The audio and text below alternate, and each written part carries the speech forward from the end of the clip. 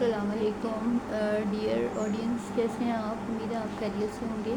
اور خوش بھی ہوں گے، اپنے گھروں میں اچھے سے چھٹیاں منا رہے ہوں گے اپنے بچوں کے ساتھ۔ ایسے میں بہت سی خبریں سوشل میڈیا پہ ایسی آتی ہیں جو آپ کا دل سینہ سب کچھ چیر کے رکھ دیتی ہیں۔ ایسی ایک خبر اشال فاطمہ کی بھی تھی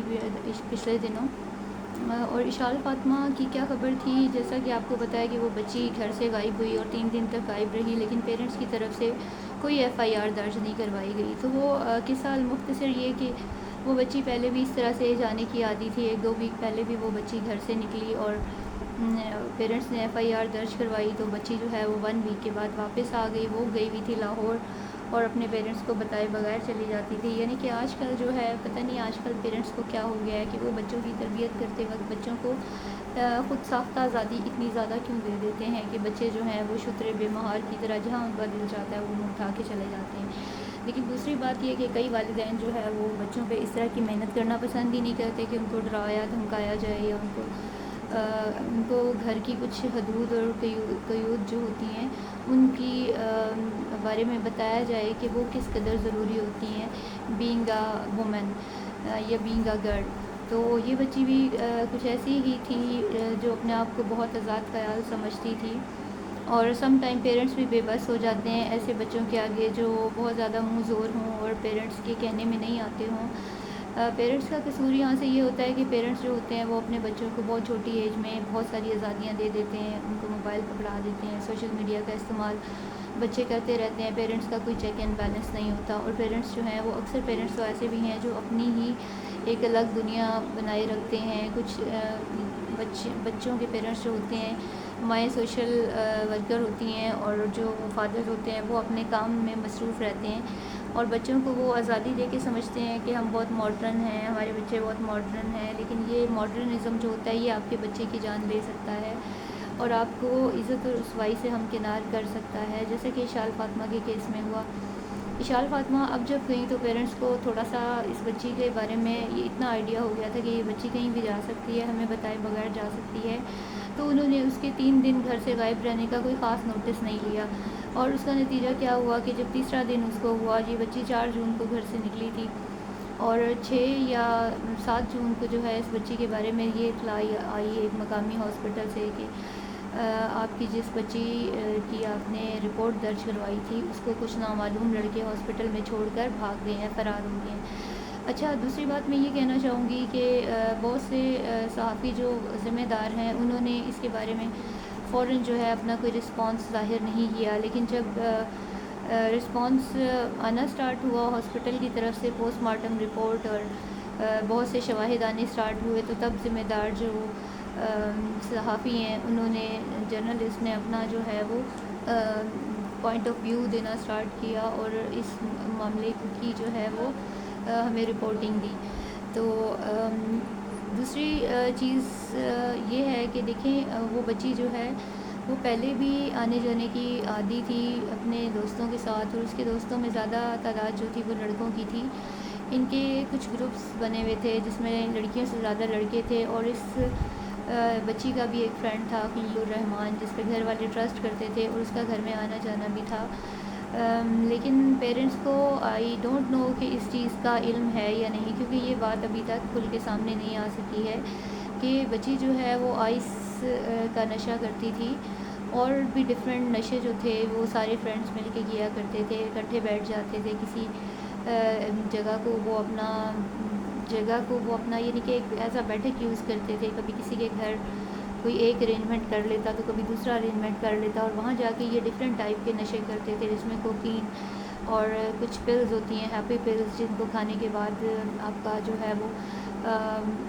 جو بی پی ہے وہ ہائی ہو جاتا ہے، اور جب آپ سلیپنگ پلز نہیں ہیں، ہیپی جو پلز ہوتی ہیں اس میں انسان بلا وجہ ہنستا ہے، ایک انرجی اس میں ایکسٹرا جو ہے دوائیوں کے ذریعے ڈال دی جاتی ہے کہ وہ بندہ بہت زیادہ ہنسے یا بہت زیادہ انرجیٹک نظر آئے۔ تو 3 دن یہ لڑکی بھی ان لڑکوں کے ساتھ رہتی رہی ہے، ان میں سے حسیب خان جو تھا ایک ان 3 لڑکوں میں سے ایک جو تھا اس نے حسیب خان تھا ان میں سے ایک، اور اس نے اپنی ایک عزیزہ کے گھر میں جو ہے بیٹھک بنائی ہوئی تھی، اور وہاں یہ چاروں جو ہیں وہاں پہ یہ نشہ کرتے تھے مل کے نا، ڈفرینٹ ٹائپ کے نشے یہ لوگ کرتے تھے، اور اس کا اثر یہ ہوا کہ بے تحاشا نشہ، اور جب بندہ نشہ کرتا ہے تو سم ٹائم وہ کھانے پینے سے بھی بیزار نظر آتا ہے، کیونکہ نشہ آپ کو بہت زیادہ نیند دیتا ہے، بہت زیادہ سکون دیتا ہے، اور جتنا آپ کو سکون آتا ہے اس سے آپ کا بی پی اور شوگر جو ہے اس کا لیول بہت زیادہ ڈاؤن ہو جاتا ہے۔ اور یہی اس بچی کے ساتھ بھی ہوا کہ 3 دن مسلسل حد سے زیادہ جو ہے وہ نشہ کرنے کی وجہ سے اس بچی کا جو ہے شوگر لیول کہہ لیں اور بی پی کہہ لیں، وہ اتنا ڈاؤن ہو چکا تھا کہ اس بچی میں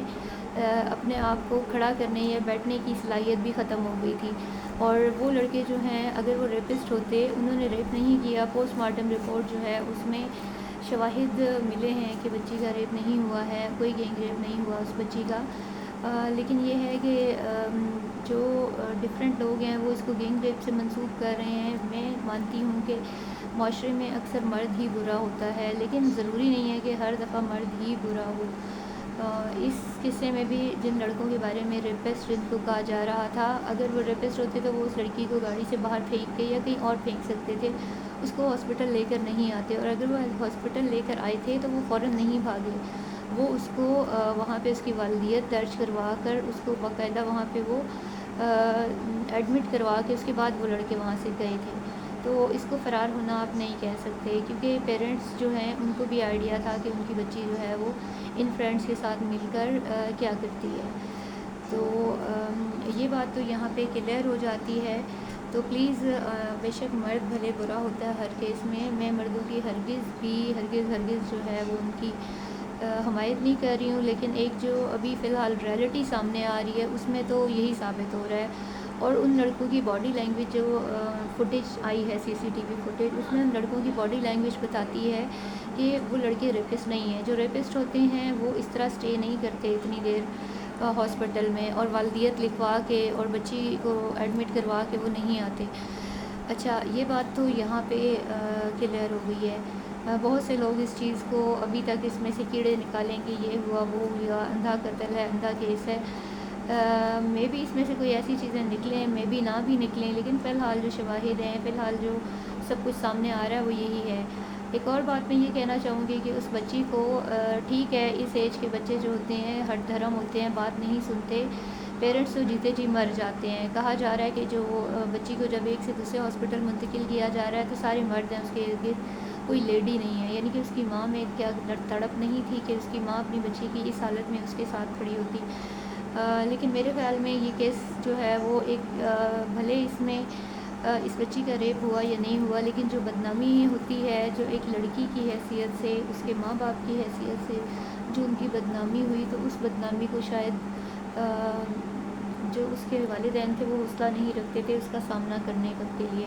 میں بھی وہ اپنی بچی کو بہت زیادہ ہدایات بھی دیتے ہوں، اس کو سمجھاتے بھی ہوں، لیکن کیونکہ وہ بچی نہیں سمجھی اور اس کا خمیازہ اس بچی نے اپنی جان دینے کی صورت میں بھگتا۔ واللہ عالم اس کی جان کیسے نکلی ہوگی، جان کنی کا عمل جو ہوتا ہے وہ اتنا آسان نہیں ہوتا، اور برے جو کرم ہوتے ہیں ان کا پھل لوٹ کے انسان کو خود ہی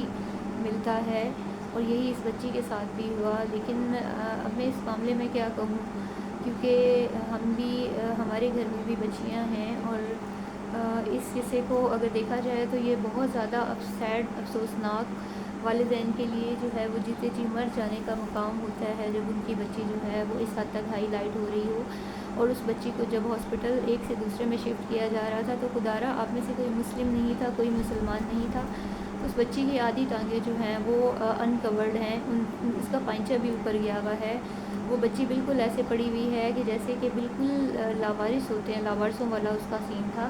تو دیکھیں، مائیں، بہنیں اور بیٹیاں یہ سب کی سانجھی ہوتی ہیں، وہاں اتنے مرد کھڑے ہوئے تھے، تو کیا وہ اس کو اس حالت میں بھی کیا انجوائے کر رہے تھے؟ کیا کسی کے پاس ایک چادر تک دینے کو نہیں تھی؟ کیا اتنی ہماری ریاست قریب ہو چکی ہے؟ کیا ہماری جو میڈیکل سے ریلیٹڈ شعبہ ہے کیا وہ اتنا غریب ہو چکا ہے کہ ایک بچی جو ہے وہ اتنے مردوں کے سامنے اسٹریچر پہ لیٹی ہوئی ہے؟ ایک عورت کے لیٹنے کو کتنا برا سمجھا جاتا ہے اچھے شریف گھروں میں، ایک بچی کو لیٹے ہوئے دیکھ کر برا سمجھا جاتا ہے، اور وہ بچی جو ہے وہ جو اپنے اوپر سے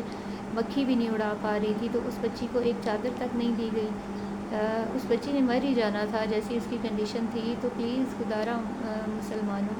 थोड़ा सा गैरत किया करें कि एक औरत ज़ात जो है वो आपके सामने इस कंडीशन में पड़ी है और आप उसको एक चादर तक नहीं दे रहे। तो इस चीज़ पे मैं कल खुद मैं इस वीडियो को देख के मुझे भी शर्म आ रही थी कि